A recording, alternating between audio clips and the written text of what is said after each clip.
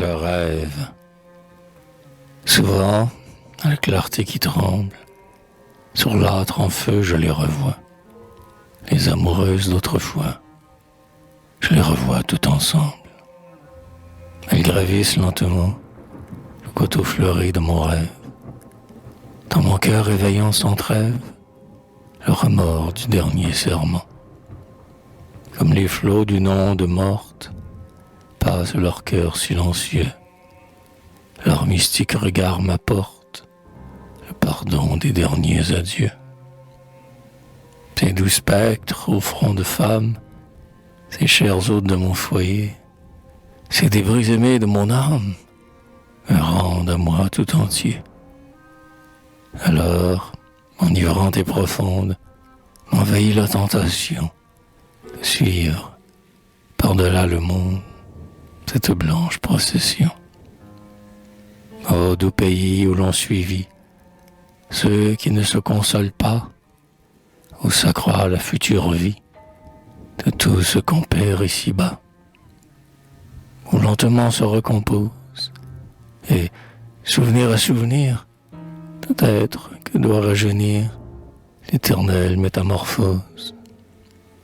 Dans le gazon j'ai pleuré, mais doivent compte d'une larme, car un fol espoir, comme une arme, au fond de mon cœur est entré. Car vous fuyez avant l'aurore, vous qu'en pleurant je revois, et je veux vous aimer encore, mes amoureuses d'autrefois. Alors, à la clarté qui tremble, sur le chemin des trépassés, quand nous raconterons ensemble le trésor des bonheurs passés, souvenez-vous, ô bien-aimés, de ces jours, de tous les meilleurs, et de tant d'heures consumées, en tant de baisers, de pleurs.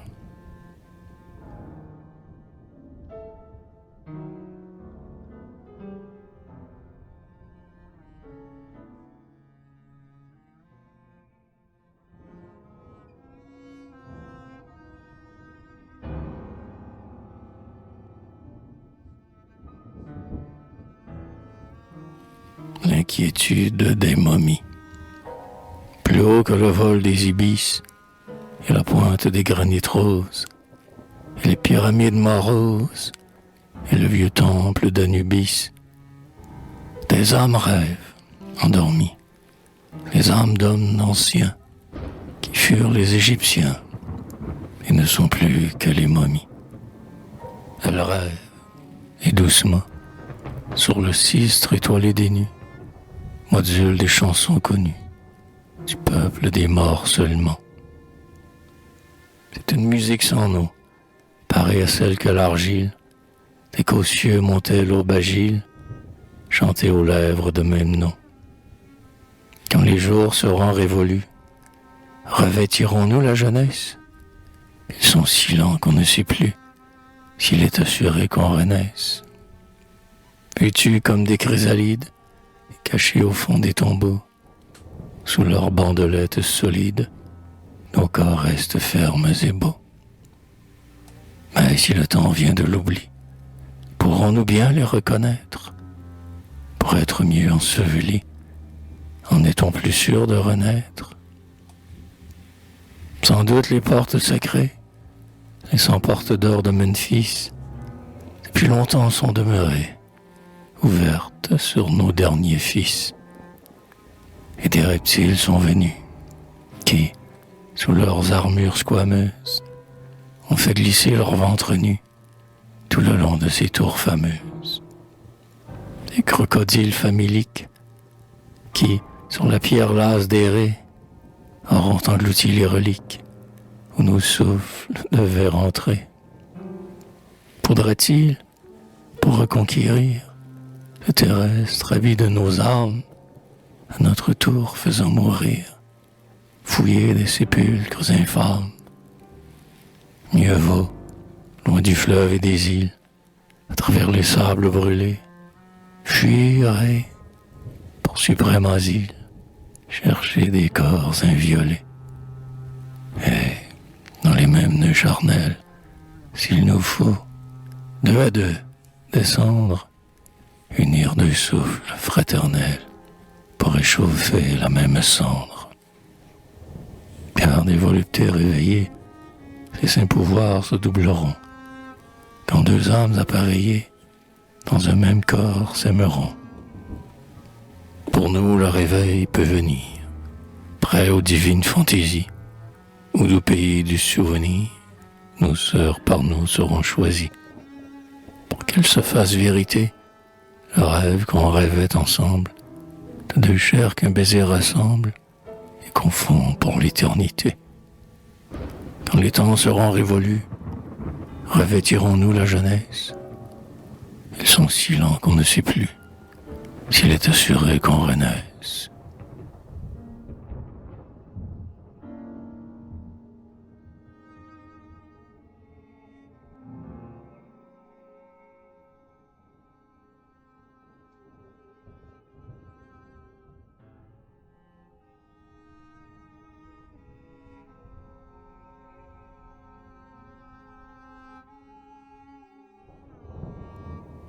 La renaissance mortelle, là des rapides jours et des lentes années, des soirs tristes, des nuits mornes, des gais matins, vers les temps éternels, continus et lointains, que ne troubleront plus les heures obstinées. Vers les temps éternels, mon rêve s'est enfui, par-delà l'horizon des sépultures vaines, vers les temps éternels dont les douleurs humaines ne mesureront plus le monotone ennui, vers le toujours promis de mes amours passés, vers l'azur l'extase a figé les soleils, dans l'immobilité des cieux toujours pareils, mon âme tend l'essor de ses ailes blessées. Une glace éternelle a sculpté les flots blancs de la mer qui m'attire, et les ports sont moins calmes que sa morne étendue où, pareil à des palmes, sont couchés les sillons jadis faits à ses flancs. Puisque tout mouvement pousse vers un abîme, tout espoir vers un doute ou bien vers un remords, et qu'un baiser sans fin n'est qu'aux lèvres des morts, vienne enfin la pitié du tombeau magnanime. Sous l'oblique regard des orients vermeils, je veux, tel que même non, m'endormir dans la pierre. Ce grand sommeil des dieux tente seul ma paupière, ayant lassé l'oubli des terrestres sommeils. La pâle enchanteresse, à mon chevet penché, laisse s'achoir de ses mains lasses sa lampe d'or, et, comme une maîtresse indifférente, dort dans ses cheveux et dans ses longs voiles couchés. Rêve des cieux fermés, des jours révolus, fantôme virginal et doux, ô fiancée, des célestes amours, ma blanche trépassée, ne te réveille pas, je ne t'appelle plus. L'azur habite ton sang dans quelque aurore antique, avec le sang des lits des dieux méconnus, et les rouges soleils ont brûlé tes pieds nus, ô pâle sœur d'Icare, ô vision mystique. Spectre divin, dans l'aube errante évaporée, corps devenu parfum, parfum perdu, ma bouche se sèche à t'aspirer dans l'air mortel que touche le vol noir de la nuit froide où je te suivrai. Je lasserai le vol de la nuit qui t'emporte, et, fermant les yeux d'or des constellations, j'oublierai ta splendeur avec les passions qu'allume dans mon sein ton souffle épars, ô morte. Puisque, mêlant ta voix aux terrestres rumeurs, ton être épars m'entoure et, fidèle, réclame la foi jurée au seuil des ténèbres de l'âme. Ne m'attends plus, reprends ton corps auguste et meurs. Reprends ton corps auguste et sois corps tout entière, puisque la mort s'arrête à l'esprit triomphant, et que de sa pitié toute âme se défend, et qu'un souffle suffit à sauver la poussière. loin du souffle obstiné des créateurs pervers, des rêveurs, des printemps et des métamorphoses.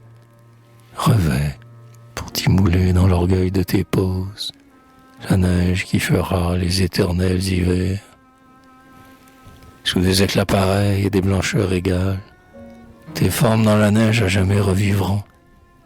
Lève-toi seul dans l'ombre où j'ai caché mon front, astre froid des cieux noirs et des nuits boréales. Revêt, pour y dresser ton spectre radieux, quelques granits perdus dans l'inerte matière, aussi dur que l'airain, plus blanc que la lumière, moins vivant que le marbre habité par les dieux. J'étais chaste à jamais de t'avoir possédé, fille auguste et terrible, ô Vestale, ô ma sœur, car dans tes bras sacrés, j'avais pris la douceur, t'anéantir en moi la forme sous l'idée. La pudeur de mon rêve a trahi mon amour, et dans la nuit de larmes où je t'ai poursuivi, vainement je te cherche, ô cruel, ô ma vie, et je me sens aveugle à ne plus voir le jour. Réveille mes yeux morts, ô cruel, ô lumière, soleil d'un firmament ou lampe d'un tombeau. Rallume ta splendeur sur l'autel large et beau, où fume encore l'encens de ma ferveur première. Car renaissent en toi, sous mes regards jaloux, tes beautés, visions que nulle ombre n'efface. Ô pâleur, ô clarté nocturne de ta face, ô douceur de tes yeux si mortellement doux. Ô langueur, si lointain que ton front rêve encore, ô rougeur de ta lèvre ouverte sur les cieux, ô charme enveloppant tes traits délicieux, ô parfum soufflérant sur tes fraîcheurs d'aurore, ô gloire de mon rêve, à jamais mise en toi, forme exquise et puissante en mon cerveau dressé, incarne-toi dans l'ombre où t'étreint ma pensée. Reprends ton corps auguste et ne meurs qu'après moi.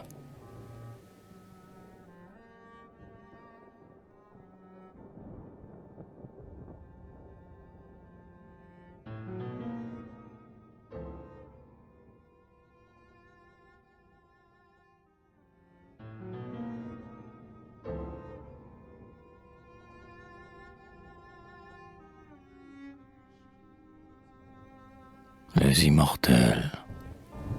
Je pense quelquefois qu'à ceux-là seulement, que vierge elle a pris, la mort laisse leur âme comme une récompense ou comme un châtiment.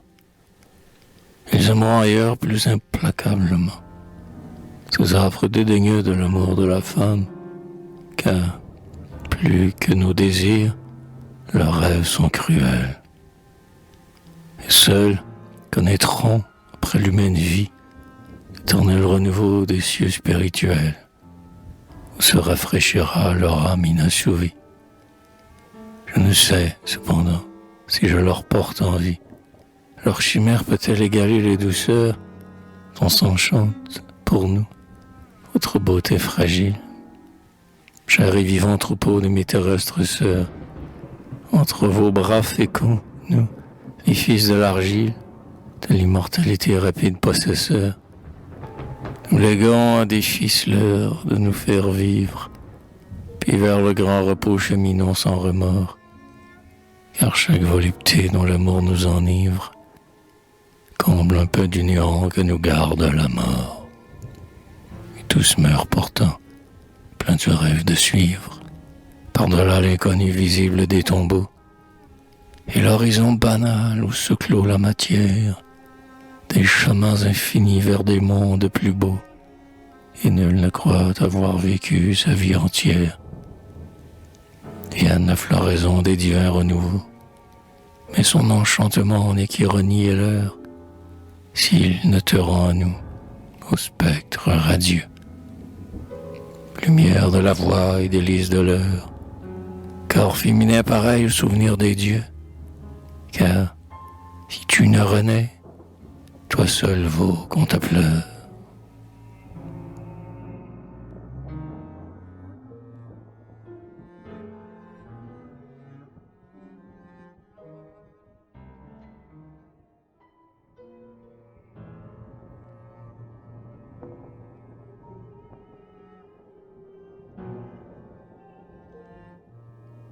La double vie. Quelque chose de moi, plus vivant que la vie, plus vrai que le réel dont je croyais souffrir, plus puissant que l'amour dont j'eus l'âme asservie, quelque chose de moi qui ne saurait mourir. C'est la part de moi-même à moi-même ravie, éparse au sein de tout ce qui ne peut finir, que l'oubli me dérobe et que la mort m'envie, celle que n'atteint plus même mon souvenir. Ce qui de moi s'enfuit vers la chose éternelle, qui fleurit sous les cieux du divin renouveau, ce que m'a pris le rêve, en portant sur son aile mes aspirations vers le juste et le beau. Ce que j'ai dit tout bas la nuit solennelle, quand son aube invisible éclairait mon cerveau, ce que mes yeux ont vu quand j'ai clos ma prunelle, ma chair ne saurait plus l'entraîner au tombeau. Je suis dans tout cela qui loin de moi demeure. Partout sous des yeux voilà mon rêve altier. Et tout cela vivra, que je vive ou je meure. Mon suprême désir me fera tout entier. Mon suprême désir est mon amour suprême, dont l'objet immuable a dispersé mon cœur. Donc, vainement le temps me chasse de moi-même. L'éternité saura m'y ramener vainqueur.